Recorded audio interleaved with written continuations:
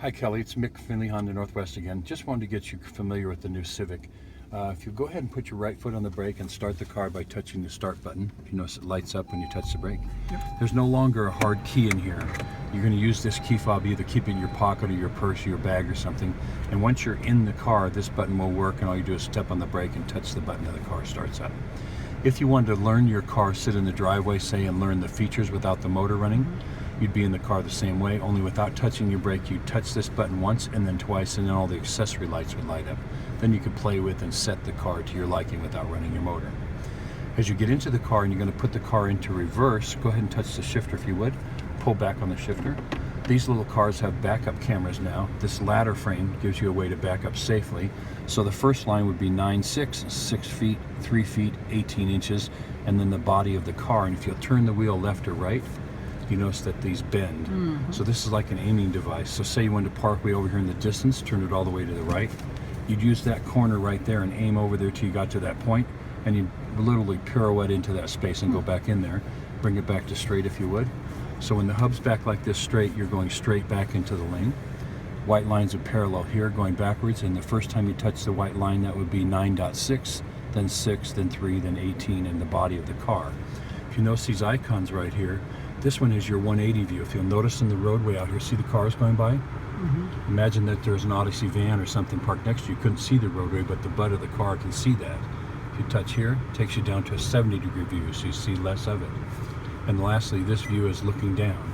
So let's assume maybe you had a little trailer back here and you're backing up to get the trailer on here. As you come back, there's 3 feet, then 18 inches, and then the butt end of the car, and basically using that C reference as a center. Okay? So we're going to get past that in a moment here. We'll get back out of there, go to drive. As you bring it into drive, if you're pulling away from the driver, you're going to go forward. You have the choice of drive, sport, or low. Drive is your normal 7-speed CVT transmission. Sport would be dropping down to, say, 5th gear for a more sporting feel. And low would be how you'd use it to, say, crawl a sharp driveway or up a hill or maybe down a hill. Once you're in drive, just do that. Say you came to a hill stop on an intersection and you're worried about rolling backwards. New features here. If you touch that and push on that, but put your seatbelt on first because it won't work without your seatbelt. So now once you touch that, see what comes up on the dash? So now you could let off on the brake and the car won't go anywhere. So it's hill descent. It's going to hold you on a hill either up or down. Okay? Touch it again with your foot on the brake and it's off. Now if you pull up on this is the new parking brake. When you pull up on that, you feel the brake sync? Okay, this is the new parking brake. Instead of the old hand lever of yore, now we have this switch that you to pull up or push down. So to leave it up right now, we're going to stay in the car for a moment. This other button over here is the econ button. It used to be on that side of the dash over there.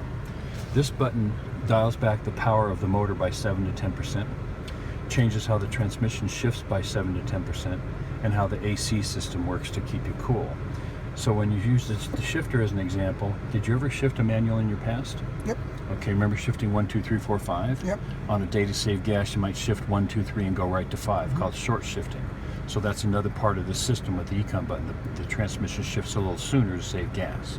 Then the AC compressor that's here dials back a certain amount of its draw off the motor, 6 to 7%, in order to get better gas mileage.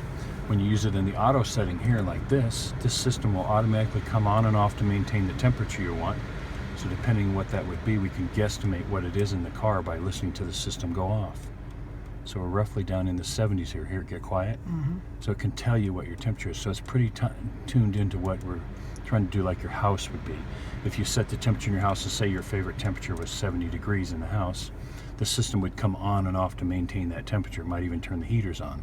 This system will do the same.